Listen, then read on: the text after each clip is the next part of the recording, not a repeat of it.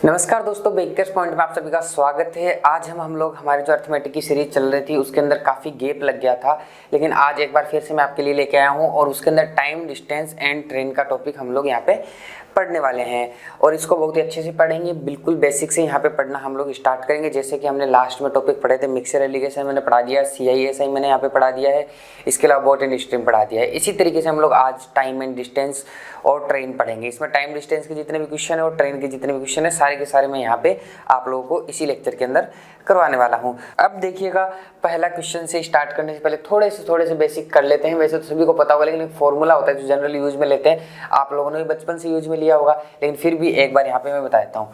देखो, अगर आपको डिस्टेंस निकालनी है, ठीक है, डिस्टेंस निकालनी है तो आप क्या करोगे, speed multiply by time. Hindi वालों के लिए दूरी बराबर चाल गुणा समय, ठीक है। अब यहाँ से देखो, कुछ भी निकालना हो, जैसे स्पीड निकालना है तो स्पीड यहाँ निकालना है तो टाइम का डिवाइड कर दो डिस्टेंस के अंदर, डिस्टेंस डिवाइड बाई टाइम, चाल बराबर दूरी बटा समय। इसी तरीके से अगर आपको टाइम निकालना है, ठीक है, अगर आप लोगों को टाइम निकालना है तो क्या करोगे, स्पीड का डिवाइड कर दो डिस्टेंस में, distance divide by speed. Hindi वालों के लिए समय बराबर दूरी बटा चाल, यहाँ पे दूरी बराबर समय बटा चाल बराबर दूरी बटा समय, ठीक है। इस तरीके से ये बेसिक आप लोगों के फॉर्मूले हैं, इनको यूज में लेना है, सभी लोगों को पता होंगे, लेकिन एक बार मैंने फिर से आप लोगों की रिवीजन टाइप के लिए बता दिया। अब हम लोग बढ़ेंगे क्वेश्चन की ओर। देखो यहाँ पे पहला क्वेश्चन क्या बोल रहा है, जैसे मैं क्वेश्चन कर रहा हूँ, क्वेश्चन मत समझना, मैं बोल रहा हूँ क्वेश्चन वैसा नहीं आएगा, लेकिन क्वेश्चन में क्या बोलना चाह रहा है और मैं क्यों करता हूँ क्वेश्चन को इस तरीके से, और जो भी मैं कॉन्सेप्ट बताता हूँ उसको अच्छे से सीखने की कोशिश करना। देखो पहला क्वेश्चन देखो, यहाँ पे क्या बोल रहे हैं, दो दोस्तों ने किसी स्थान पर जाने के लिए, एक ने मोटरसाइकिल द्वारा और दूसरे ने ट्रेन द्वारा चलना आरम्भ किया। एक तो मोटरसाइकिल चल रहा है, एक ट्रेन से चल रहा है, अलग अलग साधनों से चल रहे हैं दोनों के दोनों। मोटरसाइकिल की गति 30 किमी प्रति घंटा है, मतलब 30 किलोमीटर पर आवर है मोटरसाइकिल की जो स्पीड है वो, और ट्रेन की 24 किलोमीटर प्रति घंटा है। पहले वाले को गंतव्य तक पहुंचने में 6 घंटे और 12 मिनट लगते हैं, तो दूसरे को पहुंचने में समय ज्ञात कीजिए। अब थोड़ा सा दिमाग लगाओ, दूसरे व्यक्ति का समय निकालना है और मेरे पास क्या दिया हुआ है, स्पीड दी हुई है। तो अगर मैं डिस्टेंस निकाल लूँ तो मेरे पास आ जाएगा, ठीक है। थोड़ा सा देखो यूज में लेके देखते हैं, फटाफट देखना। यहाँ पे पहले जो मोटरसाइकिल से जो जा रहा है ना, मोटरसाइकिल से उसकी चाल कितनी है, 30 किलोमीटर पर आवर। जो बंदा ट्रेन से जा रहा है वो किस स्पीड से चल रहा होगा, 24 किलोमीटर पर आवर। अब यहाँ बोल रहे हैं जो पहले वाला है ना, उसको गंतव्य तक पहुंचने में जो टाइम लग रहा है ना, वो कितना कर लग रहा है, 6 घंटे 12 मिनट, ठीक है। तो यहाँ पर बोल रहे हैं दूसरे वाले के पहुंचने का समय पूछा है इसका भी, ठीक है। अब देखो इसको यूज में लेते हुए, सेम डिस्टेंस चल रहे हैं दोनों के दोनों, इसको यूज में लेते हुए मैं क्या निकाल लूंगा, डिस्टेंस निकाल लूंगा। देखो कैसे निकालेंगे, डिस्टेंस इज इक्वल टू क्या होता है, स्पीड इंटू टाइम, ठीक है। तो स्पीड है यहाँ पे 30, टाइम में देखो 6 घंटे 12 मिनट, ठीक है। अब 6 घंटे 12 मिनट को क्या करो, घंटे में बदलना पड़ेगा पूरे को। तो देखो 6 घंटे तो ये हो गए, 12 मिनट को आप उसमें बदलो, 6 और हो गए, 12 मिनट को घंटे में बदलोगे तो 12/60 आ जाएगा, ठीक है। 12/60 आ जाएगा तो क्या हो जाएगा, 1/5 हो जाएगा। देखो 6 पंजो 30 और 1 31, 31 बचा 5 ओवर, टोटल मिला के 31 बचा 5 घंटे आ गए, ठीक है। अब 31 बचा 5 घंटे आ गए, उसको मल्टीप्लाई कर दो यहाँ पे, 31 बचा 5 को, 5 6 30, और यहाँ पे जब मल्टीप्लाई करोगे तो 186 आ जाएगा आप लोगों का। अब डिस्टेंस आ गई 186 किलोमीटर। अब यहाँ पे दूसरे वाले की हमें क्या निकालनी थी, स्पीड निकालनी, वो समय निकालना था। समय बराबर क्या होता है, दूरी बटा चाल, नहीं यहाँ पे क्या निकालना था हमें, हाँ समय निकालना था, दूरी बटा चाल। दूरी क्या हो गई, ये हो गई, और स्पीड क्या है, ये 24, ये लो काट दो इसको। 24 से डायरेक्ट नहीं कटना आ रहा है तो 6 से काट दो। देखो 6 × 18, 6 कम 6, ठीक है, 6 चौक 24। इसके बाद में देख लो आगे करके, 31/4 आ रहा है, 31/4 को देखो कैसे लिख सकता हूँ, 4 5 20, 4 6 24, 4 7 28, फिर कितना बचेगा 3/4, ऐसे आ जाएगा। अब ये आंसर के अंदर हमें देखो ऑप्शन के अंदर मिनट में दिया हुआ है, ठीक है। तो देखो 3/4 को हम क्या करेंगे, मिनट में बदल लेंगे, तो 60 से मल्टीप्लाई कर दो, ये 15 आ जाएगा, 15 × 45, तो क्या आ जाएगा 7 घंटे 45 मिनट, 7 घंटे 45 मिनट के अंदर ये दूसरा वाला है ना वो भी अपने गंतव्य स्थान तक पहुंच जाएगा। अब देखो क्वेश्चन में सिंपली क्या दिया गया था, क्वेश्चन में बोला गया था कि दोनों बंदों की जो दूरी है ना वो बराबर है, दूरी बराबर है तो वहां से निकाल लो, ठीक है। तो उसी तरीके से मैंने किया, एक तो ऐसे निकाल सकते हो, दूसरा देखो ऐसे क्वेश्चन के अंदर आपको क्या दिमाग लगाना है, एक तरीका और बता रहा हूं मैं इसी क्वेश्चन का। देखो दूसरे के अंदर क्या दिमाग लगाना है कि देखो two friends started for a place, one by motorcycle and the other by train, एक ही प्लेस के लिए जा रहे हैं, दूरी बराबर है, वही हमने पिछले वाले कॉन्सेप्ट में किया। तो डिस्टेंस 1 जो पहला डिस्टेंस से चलेगा और डिस्टेंस 2 दोनों के बराबर होंगे, डिस्टेंस वही समान जगह पे जा रहे हैं, ठीक है। अब बोल रहे हैं कि पहला वाला 30 किलोमीटर से चलता है, ठीक है, तो 30 गुणा समय 6 घंटे, ऐसे लिख लिया करो 6 घंटे 12 मिनट, 12 मिनट को किसमें बदल दिया, घंटे में बदल दिया, तो 12/60 हो गया। तो इसको कर लेना 1/5 हो गया, ये इसको बाद में कर लेना, ये तो पहले डिस्टेंस होगी मल्टीप्लाई कर दिया। डिस्टेंस 2 क्या होगी कि आप लोगों की जो स्पीड है वो तो 24 है और टाइम हो जाएगा t, यही तो होगा। अब आपको ये t टाइम ही निकालना है।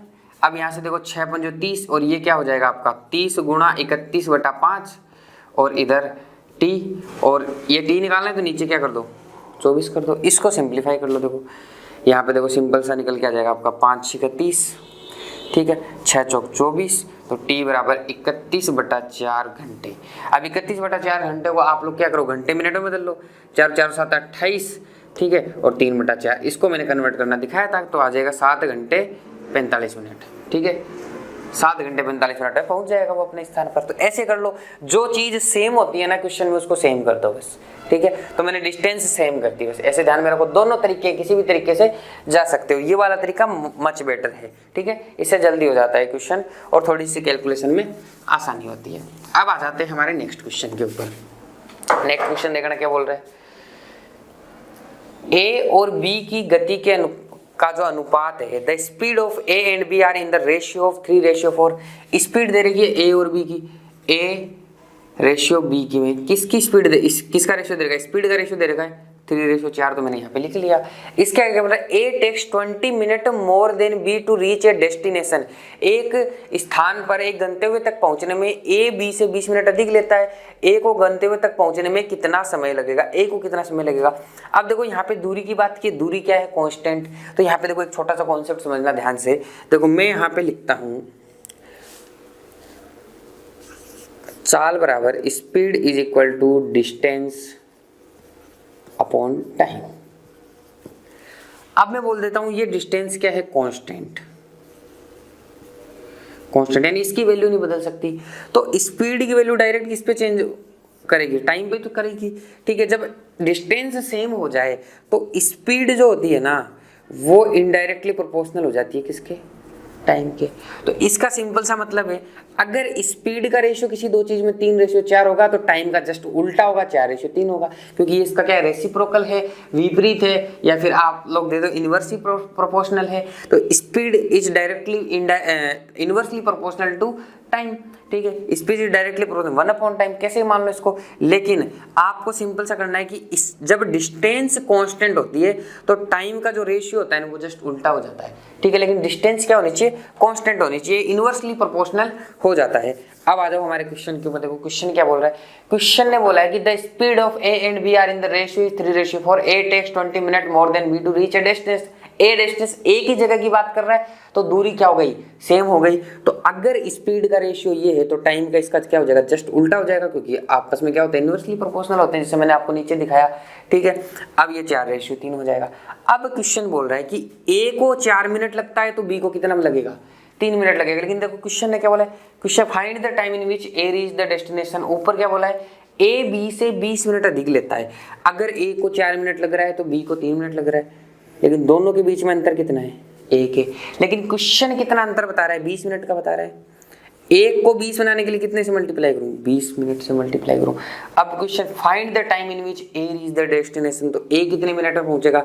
तो इस 4 को भी रेशियो में, अगर 1 को इनका जो डिफरेंस था उसको 20 से मल्टीप्लाई किया तो इस 4 को भी कितने से मल्टीप्लाई करोगे, 20 से, तो क्या आ जाएगा 80 मिनट। अब क्वेश्चन में आप लोगों को ऐसे आंसर नहीं दिया गया है, ठीक है। तो 80 मिनट में क्या होता है, 80 मिनट को उसमें बदल दो, आप घंटों में बदल दो, तो कितने से डिवाइड करना पड़ेगा, 60 से डिवाइड करना पड़ेगा। कर दो, देखो ये कट गया, 2 चौक 8, 2 तिया 6, डिवाइड कर दो, देखो 3 एकम 3, फिर 1 बच जाएगा, 1 से 1/3 घंटे। आपका ऑप्शन नंबर आ जाएगा ए आंसर। ये लो, ये वाला रेशियो का तो समझ में आता है ना सभी को, मैंने कई बार बताया हुआ है, ठीक है। रेशियो में देखो ऐसा होता है कि जैसे मान लो 4:3 है, ये हो गया 7। अब ये तो रेशियो की वैल्यू हो गई। अब मान लो फॉर एग्जांपल मुझे इसकी रियल वैल्यू दे दी 21, तो ये कितने से मल्टीप्लाई होने पे आ रहा है, 3 पे आ रहा है, तो ये भी 3 से हो जाएगा, ये भी 3 से हो जाएगा। इसकी रियल वैल्यू 12, इसकी भी रियल वैल्यू 9, इनके जो डिफरेंस है वो 1 है, उसकी रियल वैल्यू भी आपका 3 से मल्टीप्लाई होगी 3। ऐसे ये हुआ कि इनके जो डिफरेंस की जो रियल वैल्यू दे रखी थी ना, वो 20 मिनट दे रखी थी, तो इस 1 को 20 बनाने के लिए 20 से मल्टीप्लाई किया, तो रेशियो भी 20 से मल्टीप्लाई हो गया। सिंपल सा कॉन्सेप्ट है, ठीक है। तो आपको समझ में आया होगा, बाकी हम रेशियो में पढ़ेंगे तो और डिटेल में पढ़ लेंगे, लेकिन फिलहाल के लिए स्पीड टाइम के अंदर यही था इसका। अब आ जाओ नेक्स्ट क्वेश्चन के ऊपर, देखो क्या बोल रहा है क्वेश्चन। एक विद्यार्थी 2.5 किमी प्रति घंटा, ठीक है, 2 से ही 1/2 किलोमीटर पर आवर की इस दर से स्कूल जाता है, 6 मिनट की देरी से पहुंचता है, ठीक है। इस क्वेश्चन को ध्यान से समझना, देखो ऐसे क्वेश्चन आ जाते हैं। यदि वह 3 किलोमीटर प्रति घंटा की गति से यात्रा करे तो वह 10 मिनट जल्दी पहुंचता है। उसके घर और स्कूल के मध्य की दूरी याद कीजिए। अब एक बेसिक सा दिमाग लगाओ, घर और स्कूल के बीच की दूरी क्या बदल सकती है, लेट जाएगा तो भी उतनी रहेगी, दूरी तो उतनी ही रहेगी, दूरी कभी भी नहीं बदल पाएगी, घर और स्कूल के बीच में दूरी उतनी ही रहेगी। अब मैं एक बात बताता हूँ, मतलब एक ही आदमी है, वो एक दिन, ठीक है, पहला दिन था, दिन मान लेता हूं कि पहला दिन ये था, दूसरा दिन ये था। पहले दिन किस स्पीड से गया, 2.5 की स्पीड से गया। अब आगे बोल रहा है दूसरे दिन कितने की स्पीड से गया, 3 की स्पीड से गया। आप समझो, ठीक है। अब इस 2.5 को मैं चेंज कर देता हूँ, 2 दूनी 4 और 1 5, तो इसको 5/2 लिख सकता हूँ। 2 से मल्टीप्लाई कर दो तो स्पीड का रेशियो क्या जाएगा, 5 रेशियो, यहाँ भी 2 से मल्टीप्लाई, यहाँ भी 2 से मल्टीप्लाई, तो 5:6। पहले दिन की स्पीड 5:6 के अंदर थी दूसरे दिन से, ये रेशियो निकल गया, स्पीड का मैंने रेशियो निकाल लिया। अब यहाँ ध्यान से समझ, देखो रेशियो निकालना तो सभी को आता है ना, किसी को ये तो डाउट नहीं हो रहा कैसे कर दिया। स्पीड पहले दिन 2.5 किलोमीटर से चला, दूसरे दिन 3 किलोमीटर प्रति घंटे से चला, 2.5 को मैंने 5/2 लिख दिया। रेशियो को सिंप्लीफाई करने के लिए रेशियो को तो मैं किधर भी मल्टीप्लाई कर, 2 इधर मल्टीप्लाई कर दिया, 2 इधर कर दिया, तो ये 2 से 2 कट गया तो 5 आ गया, 3 दूनी 6 आ गया। यहाँ तक ऐसा किया है, सिंपल सा लॉजिक। अब आगे बोल रहा है, क्वेश्चन को ध्यान से समझना, देखो क्या बोलना चाह रहा है। पिछले वाले क्वेश्चन जैसे ये वाले क्वेश्चन, बस कहने का तरीका थोड़ा सा अलग है। बोल रहा है कि 2.5 किलोमीटर प्रति घंटे की स्पीड से जब जाता है तब 6 मिनट देरी से पहुंचता है, 6 मिनट बाद में पहुंचता है। यदि 3 किलोमीटर प्रति घंटा की गति से यात्रा करते हो 10 मिनट जल्दी पहुंचता है, ठीक है। तो देखो टाइम का रेशियो क्या हो जाएगा, डिस्टेंस तो क्या है कांस्टेंट, मैंने बताया टाइम का रेशियो 6:5 हो जाएगा पहले दिन और दूसरे दिन में। अब देखो इन दोनों टाइम के अंदर डिफरेंस कितना है, एक दिन तो 6 मिनट देरी से पहुंचा, एक दिन 10 मिनट पहले पहुंच गया, टोटल डिफरेंस कितना आ गया, 16 का आ गया। फॉर एग्जाम्पल ये 16 नहीं, मान लो जो स्कूल पहुंचने का समय है 10 बजे, एक दिन तो 10:06 पे पहुंचा, 6 मिनट देरी से पहुंचा, 10:06 पे पहुंचा, ठीक है। अब दूसरे दिन 06 कर दो, यहाँ पे कोई दिक्कत नहीं है, 10:06 पे पहुंचा। अब नेक्स्ट दिन जब 3 किलोमीटर प्रति घंटा की रफ्तार से चला ना, उस दिन वो 10 मिनट जल्दी पहुंच गया, यानी 9 बज के कितने पे पहुंच गया, 50 मिनट पे पहुंच गया। दोनों टाइम के बीच में अंतर कितना हो गया, 16 मिनट का ही हो गया।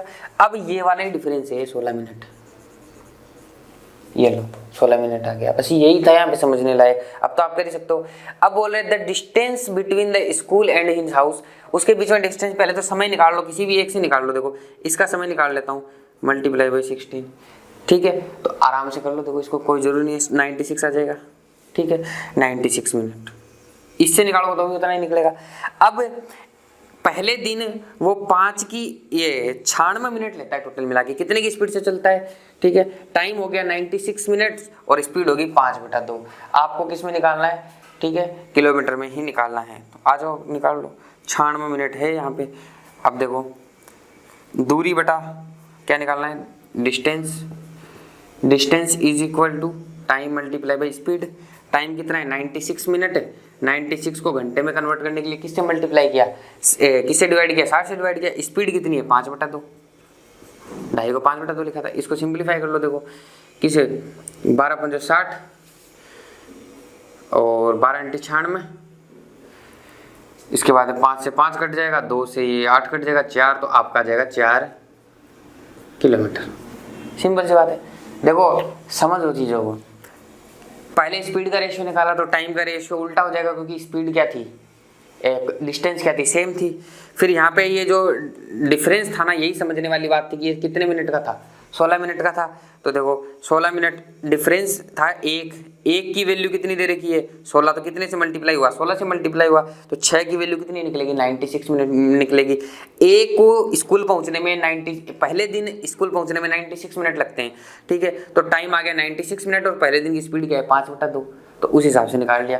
अब कोई बोलेगा सर मुझे ऐसे नहीं निकालना, मत निकाल, इससे निकाल लेगी इधर वाले से, ठीक है। तो कोई बोले सर मैं दूसरे दिन के हिसाब से निकालूंगा, निकाल ले। दूसरे दिन का टाइम क्या होगा, 16 से मल्टीप्लाई किया 80 मिनट होगा, ठीक है। दूसरे दिन की लेकिन स्पीड क्या है 60 है। डिस्टेंस बराबर क्या होता है, स्पीड मल्टीप्लाई बाई टाइम, यही होता है। स्पीड कितनी है 3, टाइम कितना है 80 मिनट। मिनट को किस में बदलना पड़ेगा, घंटे में, ये लो 60 से डिवाइड कर दिया, कट जाएगा 3 दूनी 6, 2 से 8 कट जाएगा, क्या आ जाएगा 4 घंटे आ जाएगा। फिर से किधर से भी निकाल लो, एक ही आंसर आएगा, कोई दिक्कत नहीं है। समझने वाली बात ये है कि 10:06 और 9:50। अब देखो नेक्स्ट क्वेश्चन क्या बोल रहा है, a train running at the speed of 84 km/h pass man walking in opposite direction at the speed of 6 km/h in 4 second, what is the length of the train. देखो एक बात मैं आप लोगों को बताता हूँ, जैसे मान लो ये ट्रेन है एक, सबसे पहले तो इसको समझो, ये ट्रेन है। अब ट्रेन की लंबाई तो खूब बड़ी होती है, अगर ये वाली ट्रेन है तो आदमी क्या है, ये आदमी है, फिर ये लो इतना सा होगा ट्रेन के सामने आदमी, ठीक है। ये भी बड़ा ही हो गया मान लो कंपैरिजन में, ट्रेन और लंबा कर देता है ट्रेन को। अब ट्रेन के कंपैरिजन में इंसान की जो लंबाई है ना, या फिर इंसान के अलावा कोई पोल खड़ा हो बिजली का, यहाँ पे तार बंधे हुए, या फिर कोई इंसान मोटरसाइकिल पे जा रहा हो, या कोई इंसान गाड़ी में जा रहा हो, तो गाड़ी की, मोटरसाइकिल की, इंसान की, पोल की ये जो लंबाई है इस ट्रेन के कंपैरिजन में क्या हो सकती है, नेग्लिजिबल हो सकती है। लेकिन एक प्लेटफॉर्म आया जहाँ पे ट्रेन रुकी, वो प्लेटफॉर्म था, इससे बड़ा भी हो सकता है छोटा भी हो सकता है, ये लो प्लेटफॉर्म की लंबाई इससे ज़्यादा हो गई। कोई पुल आ गया, ठीक है, अब पुल की लंबाई ट्रेन से ज़्यादा भी हो सकती है, कम भी हो सकती है। तो क्या पुल की और रेलवे प्लेटफॉर्म की लंबाई को मैं ट्रेन के कंपैरिजन में इग्नोर कर सकता हूँ, नेग्लिजिबल मान सकता हूँ, नगण्य मान सकता हूँ, नहीं मान सकता हूँ, क्योंकि ये जो लंबाई है ना वो तो बहुत इसके कंपैरेटिवली इसके बराबर या इससे बहुत ज़्यादा बड़ी हो सकती है, ठीक है, या छोटी भी होंगी, तो इतनी छोटी नहीं होगी कि नेग्लिजिबल कर देंगे। अब इंसान तो इतना सा ट्रेन पास से निकलेगी, तो इंसान की लंबाई को कहाँ काउंट करेंगे हम लोग। इसलिए जब भी देखो किसी इंसान को ट्रेन पार करती है, यहाँ इंसान खड़ा है, इसको ट्रेन आगे से, हमेशा आगे से मानना है कि कोने पे खड़े दोनों, जब भी पार करने की बात हो, ऐसे मत मानना कि 100 किलोमीटर आगे खड़ा है, कि इंसान यहाँ खड़ा है, ट्रेन ने आई और ट्रेन ने इंसान को पार कर लिया यहाँ पे। अब इंसान को जब ट्रेन ने पार कर लिया तो ट्रेन ने कितनी डिस्टेंस तय करी, ट्रेन की अपनी लंबाई, length of train, length of train ने ट्रेवल की, यहां से चली और यहां तक आ गई। इसका मतलब कितना डिस्टेंस ट्रेवल किया एक आदमी को, एक पोल को, एक साइकिल पे जाते हुए आदमी को, एक गाड़ी में जाते हुए आदमी को पार करने के अंदर है, जो इसने डिस्टेंस तय की, दूरी तय की, वो ट्रेन की ही लंबाई है। समझ गए। अब आ जाओ दूसरी चीज के ऊपर। अब ट्रेन और प्लेटफॉर्म की बात करते हैं, या ब्रिज की बात करते हैं, ठीक है, पुल की बात करते हैं। अब जैसे मान लो ये वाली ट्रेन है, आगे यहाँ पे कोई वो आ रहा है, प्लेटफॉर्म आ रहा है, ठीक है, इसको प्लेटफॉर्म ऐसे बना देता हूँ, ये प्लेटफॉर्म आ गया। अब देखो इसकी लंबाई मान लो 500 मीटर है, इस प्लेटफॉर्म की लंबाई 300 मीटर है। अब ये वाली ट्रेन इस प्लेटफॉर्म को पार करेगी तो पहले तो यहाँ से चल के यहाँ तक ऐसे आएगी, इस कोने तक मिलेगी, फिर यहाँ से ऐसे ऐसे चली जाएगी आगे। तो इस ट्रेन ने अपनी वाली ये 500 मीटर की डिस्टेंस, तो कितनी डिस्टेंस तय कर ली यहाँ से यहाँ तक। इस प्लेटफॉर्म को पार करने में या पुल को पार करने में कितनी डिस्टेंस, 500 मीटर तो खुद वाली डिस्टेंस तय की, प्लस 300 मीटर इस पुल वाली भी तय की, तो टोटल डिस्टेंस कितनी तय की, 500 प्लस 300 मीटर, 800 मीटर तय की। तो बात यह है, जब किसी इंसान को ट्रेन किसी पोल को, इलेक्ट्रिसिटी पोल को क्रॉस करती है तो वो अपनी ही जो लेंथ होती है, उसकी जो लंबाई होती है उसको ट्रेवल करती है, उसको चलती है। लेकिन जब किसी पुल को या किसी ब्रिज को या फिर किसी प्लेटफॉर्म को, रेलवे प्लेटफॉर्म को पार करती है, तब वो उन दोनों को मिला के जो डिस्टेंस होती है ना, वो तय करती है। समझ गए यहाँ तक? अब आ जाओ दोबारा से क्वेश्चन पढ़ते हैं। देखो क्वेश्चन क्या बोल रहा है। क्वेश्चन बोल रहा है a train running at the speed of 84 kilometre per hour pass a man walking in opposite direction at the speed of 6 kilometre per hour. अच्छा एक चीज और समझ लो साथ में, देखो समझा तो रही हूँ, ठीक है। अगर मान लो एक बंदा या ट्रेन या गाड़ी कुछ भी है, ए से चल रहा है, एक बी से चल रहा है। अब मान लो फॉर एग्जाम्पल ए से एक इस डायरेक्शन में चल रहा है, इस डायरेक्शन में चल रहा है, तो दोनों के मिलने, एक तो दोनों क्या मिलेंगे, जल्दी मिल जाएंगे, ठीक है। आपस में चल रही है, एक ट्रेन यहाँ जा रही है कुछ स्पीड से, एक ट्रेन, पीछे वाली ट्रेन की स्पीड ज़्यादा है, ये मान लो S1 है, ये मान लो S2 है, तो इसकी स्पीड ज़्यादा है, S1 ज़्यादा स्पीड से चल रही है। अब ये इसको पकड़ेगी, ठीक है। तो कॉमन सेंस ना लगाओ, वैसे तो कुछ भी हो सकता है, लेकिन एक कॉमन सेंस लगाओ। आमने सामने जो ट्रेन चल रही है, कि जैसे मान लो आप घर से निकले ऑफिस के लिए और आप अपने घर पे कुछ छोड़ा है, तो आप अपने छोटे भाई को बोलते हो कि यार मेरा वो सामान छूट गया, तू घर से लेके आ और मैं थोड़ी दूर वापस आता हूँ, तभी तो दोनों जल्दी मिलते हो। अगर आप वहीं पे खड़े हो जाओ या चलते रहो पीछे से अपने भाई को बोलो कि भाई दे के जा, तो उसमें टाइम ज़्यादा लग जाएगा। इसलिए क्या होता है कि जब ऐसे अपोजिट डायरेक्शन में करते हैं ना, तो ये मान लो S1 है, ये S2 है, तो टोटल जो स्पीड होती है ना वो जुड़ जाती है हमेशा। इसको कैसे यूज में लेना है मैं बता दूंगा। अगर ऐसे जा रही है ना, ऐसे आगे पीछे जा रही है ट्रेनें, तो इसके अंदर क्या हो जाता है, माइनस हो जाता है। समझ गए?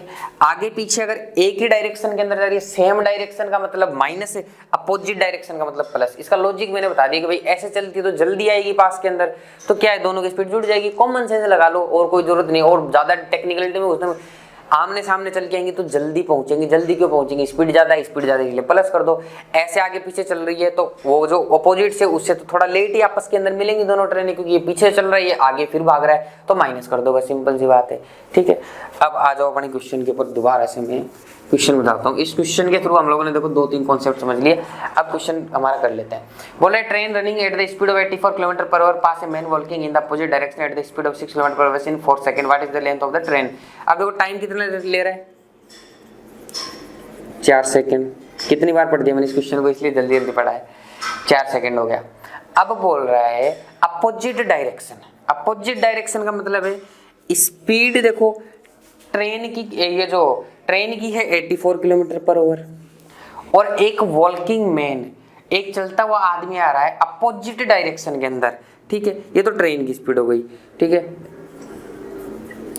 अब जो स्पीड ऑफ मैन की स्पीड कितनी होगी, 6 किलोमीटर पर आवर। अब बोल रहा है कि जो ट्रेन है ना, ये इस आदमी को, ये आपस में आमने सामने चल रहे हैं, अपोजिट डायरेक्शन के अंदर चल रहे हैं। ये अपोजिट डायरेक्शन होगी, इधर जा रहे हैं, इधर जा रहे हैं, अपोजिट डायरेक्शन में चल रहे हैं, तो 4 सेकंड में एक दूसरे को पार कर लेते हैं। तो ट्रेन की लेंथ बताओ। अब ये एक आदमी है, यहां से एक ट्रेन आ रही है, जब ये ट्रेन इस आदमी को पार करेगी तो कितना दूरी चलेगी, अपनी ही लेंथ तो चलेगी, वही क्वेश्चन ने पूछा गया है। तो देखो ये कितना चलेगी, डिस्टेंस बराबर टाइम गुणा स्पीड, ठीक है। अब देखो टाइम हो गया आपका 4 सेकंड, सेकंड के अंदर मैं लूँ तो, ठीक है। यहाँ पे इन मीटर्स पूछा गया है, ठीक है, 4 सेकंड हो गया। अब देखना ध्यान से, 84 किलोमीटर और 6 किलोमीटर दोनों एक साथ चल रहे हैं, तो दोनों की स्पीड क्या हो जाएगी, प्लस हो जाएगी। तो 84 + 6 90। अब ये देखो सेकंड है, ये किलोमीटर पर आवर है। किलोमीटर पर आवर को मीटर पर सेकंड में बदलने के लिए किससे मल्टीप्लाई करते हैं हम लोग, 5/18 से, ठीक है। अब सिंपल 18 × 5 = 90, 55 25 25 100, 100 आपका आ जाएगा 100 मीटर। समझ में आया होगा सभी को। चलते हैं नेक्स्ट क्वेश्चन की ओर।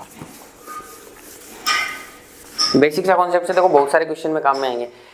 अब देखो नेक्स्ट क्या बोल रहा है, एक 150 मीटर लंबी यात्री ट्रेन, ठीक है, पैसेंजर ट्रेन बोल रहा है, 150 metre long, is travelling with speed of 36 kilometre per hour, 36 kilometre प्रति घंटा की स्पीड से चल रही है, ठीक है। If a man is cycling in the direction of train, यानी सेम डायरेक्शन में, in the direction of train का मतलब है कि जिस डायरेक्शन में ट्रेन जा रही है ना, उसी डायरेक्शन के अंदर एक आदमी साइकिल चला रहा है, उसकी स्पीड क्या है 9 kilometre per hour. Then the time taken by the train to pass the man is, देखो टाइम क्या होता है, डिस्टेंस अपॉन स्पीड।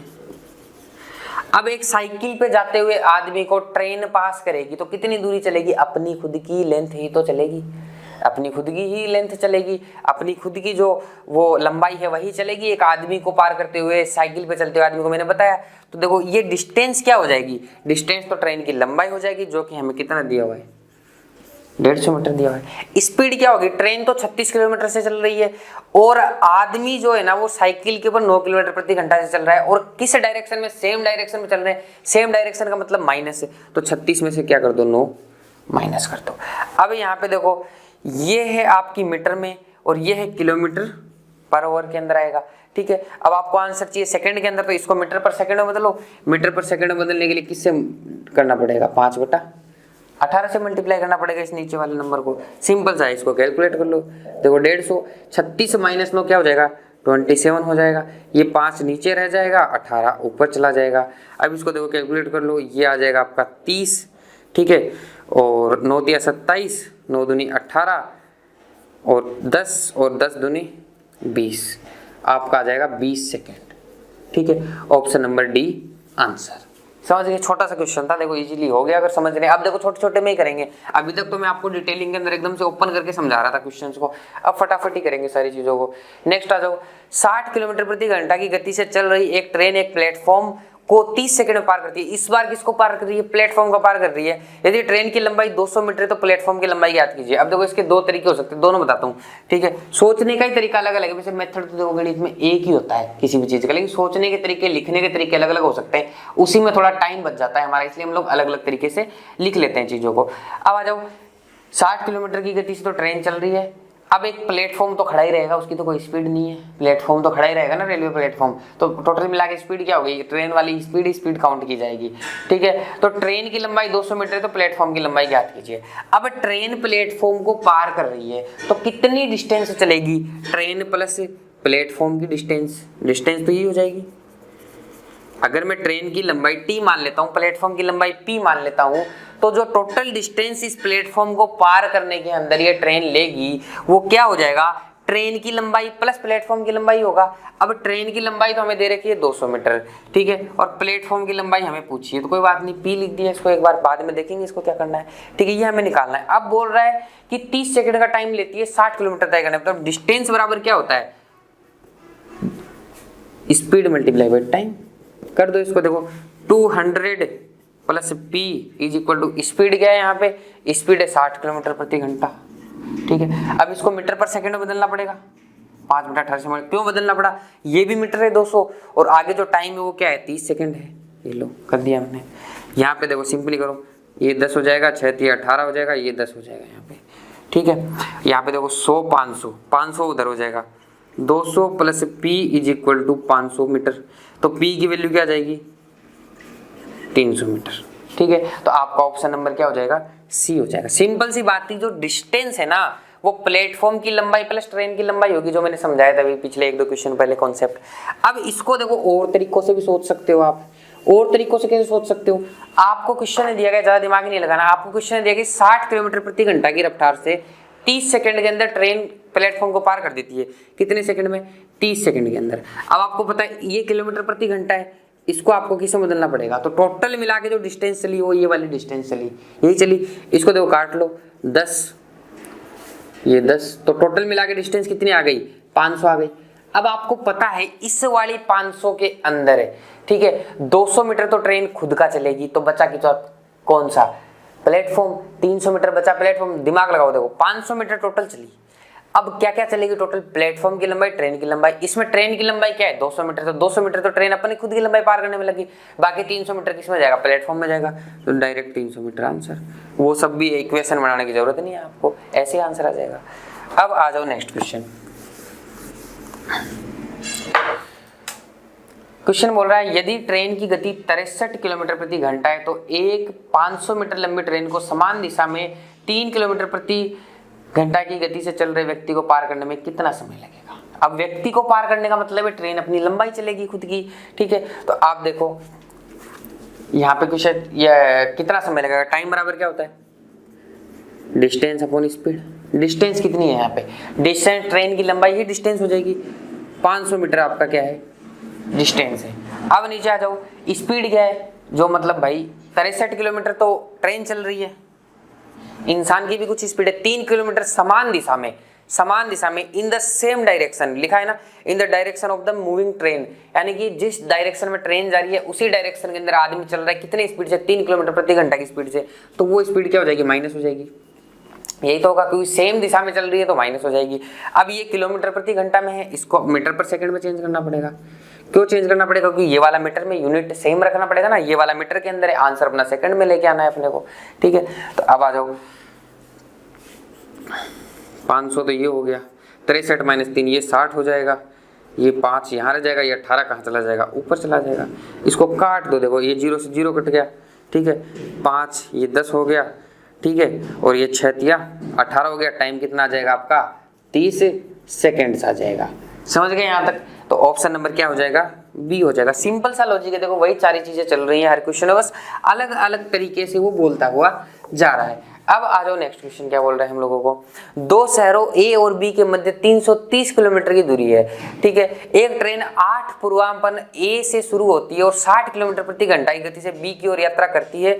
दूसरी ट्रेन 9 पूर्वाहन यानी 9 बजे मॉर्निंग के अंदर पर बी से शुरू होती है और 75 किलोमीटर प्रति घंटा से ए की ओर यात्रा करती है, तो वे किस समय पर मिलेंगी। पूर्वाहन का मतलब होता है AM, जिसे इंग्लिश वाले में लिखा भी हुआ है। अब देखो इसके अंदर देखो एक सिंपल सा कॉन्सेप्ट है, हमेशा ध्यान रखना।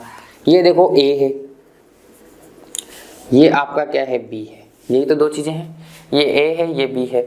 अब देखो A और B के मध्य जो डिस्टेंस है ना वो कितना किलोमीटर है, 330 किलोमीटर A और B के मध्य डिस्टेंस। अब A से शुरू होती है ट्रेन और 60 किलोमीटर प्रति घंटा की रफ्तार से चलती है, 60 किलोमीटर प्रति आवर की रफ्तार से चलती है। और कितने बजे शुरू होती है, 8 बजे शुरू होती है, 8 AM। क्वेश्चन ये बोला है, ध्यान से पढ़ लेना, जो वही लिख रहा हूँ। और इस साइड चलती है B की ओर। अब B से एक ट्रेन शुरू हो रही है तो A की साइड आएगी, ठीक है। स्पीड क्या है ट्रेन की, 75 किलोमीटर पर आवर। कितने बजे चलती है, 9 बजे चलती है, 9 AM। अब आपको पूछा गया है कि कितने समय पर मिलेंगी वो दोनों ट्रेनें। देखो ऐसे क्वेश्चन में क्या करो, पहले तो दोनों को एक ही टाइम पे ले आओ। अब देखो ये 8 बजे चली है ट्रेन, ये 9 बजे चलेगी, तो ये तो चली नहीं। अब ये 8 बजे चल के 1 घंटे में कितना आ जाएगी, 9 बजे, 9 बजे कहीं यहाँ आ जाएगी, कितना चल के आ जाएगी, 60 किलोमीटर चल जाएगी 1 घंटे में। देखो 60 किलोमीटर प्रति घंटा की स्पीड 1 घंटे में 60 किलोमीटर चलती है, ठीक है। 60 किलोमीटर चल के आ जाएगी, तो बची हुई डिस्टेंस कितनी हो गई, 270 किलोमीटर।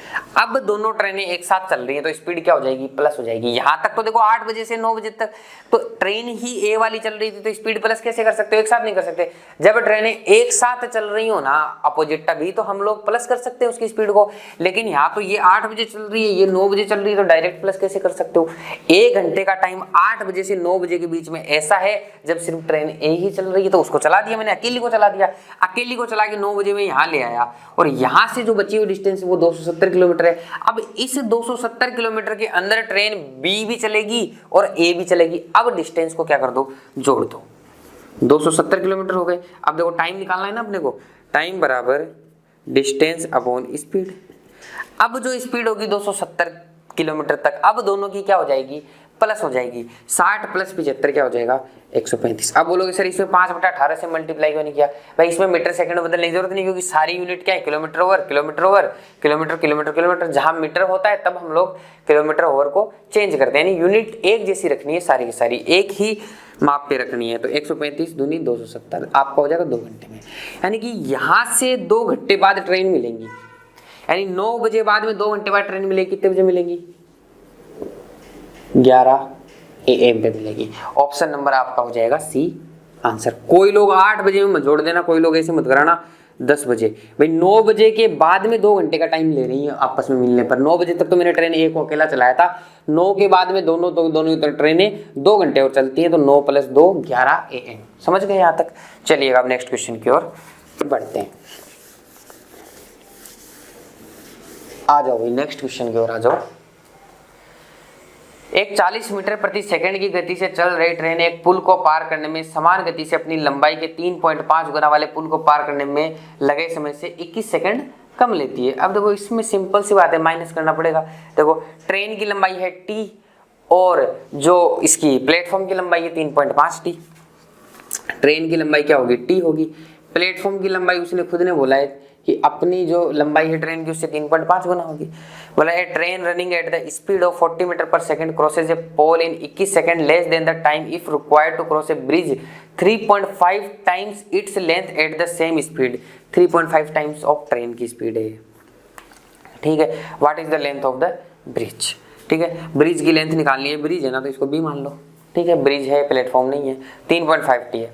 अब बोल रहा है कि ब्रिज को क्या बोल रहा है, train running at the speed of pole, हाँ एक पोल को पार करने के अंदर 21 सेकंड लेती है, कम लेती है। ध्यान से समझना, दोबारा बता रहा हूँ। एक 40 मीटर प्रति सेकंड की गति से चल रही ट्रेन एक पुल को पार करने में समान गति से अपनी लंबाई के 3.5 गुना वाले पुल को पार करने में लगे समय से 21 सेकंड कम लेती है।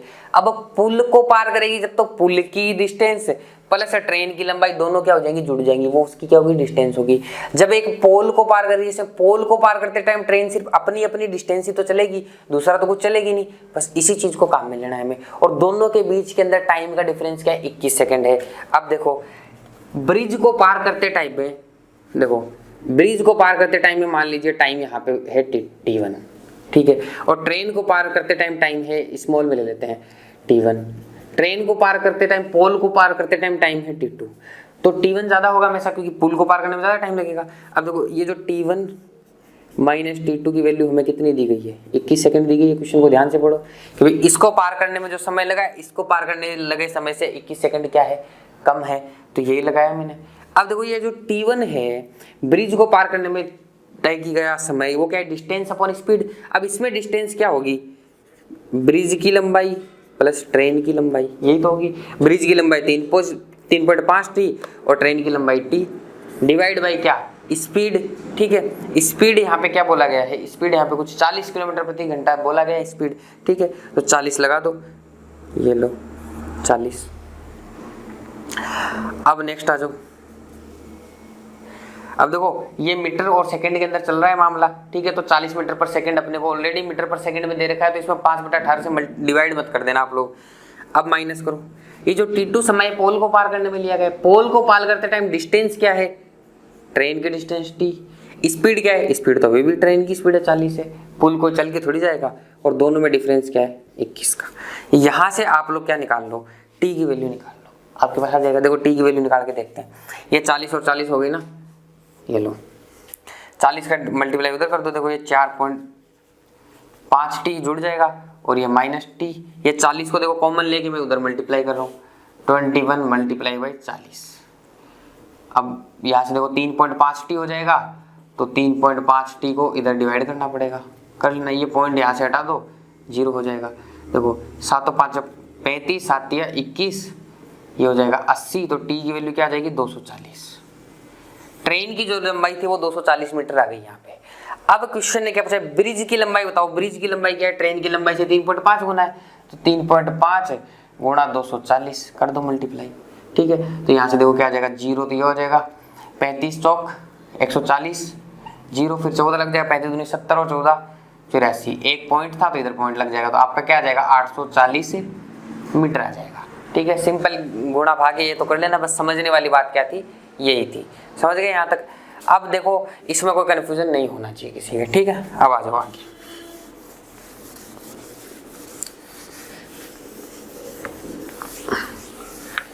चलिएगा नेक्स्ट क्वेश्चन पे बढ़ते हैं।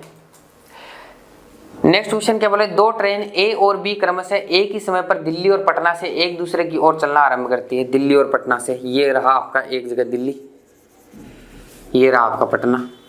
जगह तो कम नहीं पड़ रही ना, क्वेश्चन व्वेश्चन लगाने, इसलिए मैं नीचे लिख रहा हूं। दिल्ली पटना, यहाँ दिल्ली है या पटना है, दिल्ली और पटना एक दूसरे की ओर चलना आरंभ करते हैं, 16 घंटे बाद आपस में मिल जाती है। ये ट्रेन ए यहाँ से चली, ये ट्रेन बी यहाँ से चली, और 16 घंटे बाद यहाँ पे क्या हो गई, मिल गई। कहीं पे भी मिल सकती है, ठीक है, 16 घंटे बाद में। If the distance between Delhi and Patna is 1872, दोनों के बीच की जो डिस्टेंस है 1872 किलोमीटर है, ठीक है। आगे क्या बोल रहा है, train B runs 27 kilometre over faster than the train A, what is the speed of train A. मान लीजिए स्पीड ऑफ ट्रेन ए की एस ए है, स्पीड ऑफ ट्रेन बी, यहाँ क्या था, बी था ना ये, ठीक है। स्पीड ऑफ ट्रेन बी क्या मान लेता हूँ, एस बी मान लेता हूँ। क्वेश्चन बोल रहा है कि बी ट्रेन ए से 27 किलोमीटर प्रति घंटा तेज है, ठीक है। तो जो बी की स्पीड है यहाँ लिख देता हूँ, बी की जो स्पीड है वो ए से क्या है 27 पर किलोमीटर ज़्यादा है। तो बी की जो स्पीड है S B is equal to S A plus 27, इसको इस तरीके से लिख दो, समझ गए। इसको इक्वेशन नंबर 1 लगा के मैंने इसको साइड में लिख के यहाँ पे छोड़ दिया। अब आगे मैं बोलता हूँ what is the speed of A, A की स्पीड निकालनी है। अब देखो ये दोनों की दोनों ट्रेन इधर से भी चल रही है इधर से भी चल रही है, 16 घंटे बाद में मिल जाती है, ये टाइम दिया गया है और डिस्टेंस दी गई है।